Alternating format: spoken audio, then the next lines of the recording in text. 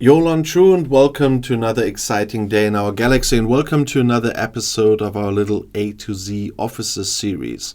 And today, once again, we need to talk about an officer from the original series, in this case an epic one, and in this case the original series Spock.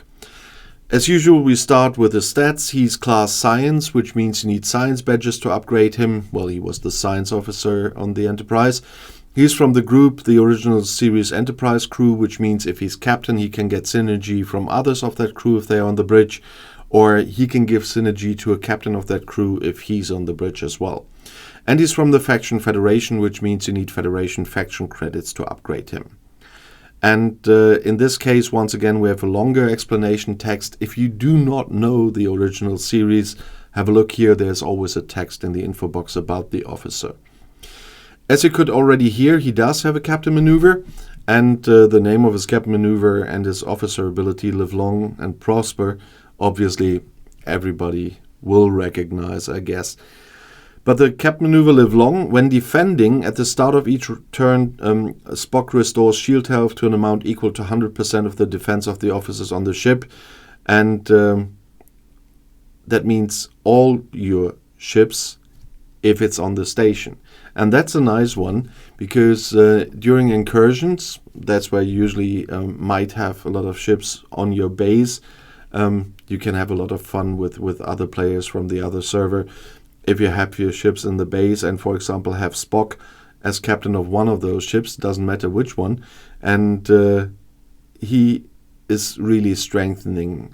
But it also works for the one ship if he's out in space, and that's why he once was part of a very good PvP crew. Nowadays, after they introduce so many new PvP crews, of course, not as much anymore. But as a reserve PvP crew, as I said in the other original series videos, they are still a good thing if you have a lot of ships. And his officer ability Prosper, when fighting players, there we have the PvP part again, as long as the ship has morale, Spock decreases the critical hit damage bonus of the opponent's ship by 50%, and that's a really nice one. So if he's captain, and for example Kirk only first officer, so to speak, then you can use that for the defense even more, because Kirk will bring the morale and Spock will reduce the critical hit damage when another one is attacking your station. As I said, it works out in space as well, but this would be even a bigger problem for someone attacking your station while your ships are in there. But as I said, not the best PvP crew anymore, but you might still find a way of using them in case of incursions, territory defenses, or attacks, and so on.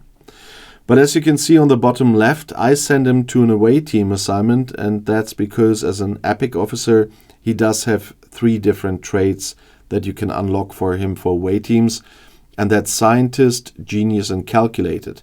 Scientist is a very common one, but Genius is a bit more rare, but there are still some out there, and Calculated is even more rare because usually it's the third in the epic officers where I saw them, and so you need some time to unlock it. That's why I'm using Spock out there for away team assignments. I have a lot of officers for PvP, as I said, and so I can use Spock for those away teams and not use him for the PvP crew. But he's very helpful for me out there on the away team assignments. Of course, you want to know how to get him, and for this we once again have to go to the normal recruit section, and starting with what I always call the overcrowded recruit section, that's the ultra recruit. There's so many officers in here that you need some luck to get him. I didn't have the luck to get him via this one, if we even find him.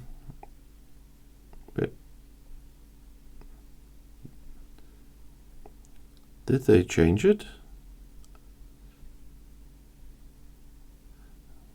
I was quite sure that I saw Spock in here, but I have to correct my charts here. Either my eyes are getting worse than I recently said, or he's not in there. although I was absolutely sure that he's in here. Well, he is in a different section that I like much more, not only in the Crucible of War when we have that event, but he's in my favorite one at least. And that's how I got him anyway. That's the transporter patterns.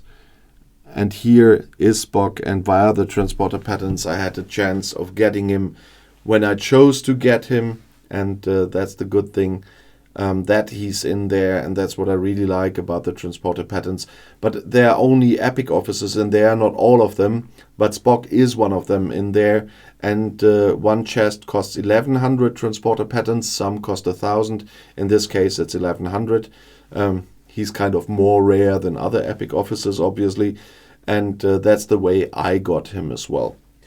But he's also in the section that I always mention that I'm not using, and that's the Federation Elite Recruit.